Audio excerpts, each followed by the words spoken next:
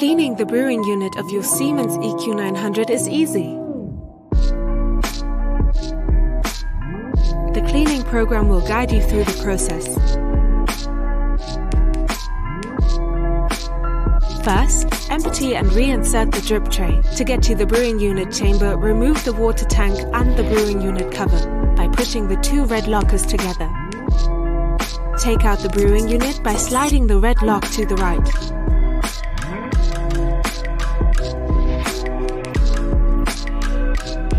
Rinse it under warm running water and move the head back and forth. Now, clean the interior by rinsing the red individual parts and using a damp cloth to remove any coffee residue in the chamber. Once dry, reinsert the red pieces, followed by the brewing unit with the arrow pointing forward and the lock slid back to the left. Push the cover gently to close the chamber and reinsert the water tank. Enjoy your Siemens EQ900 for a long time.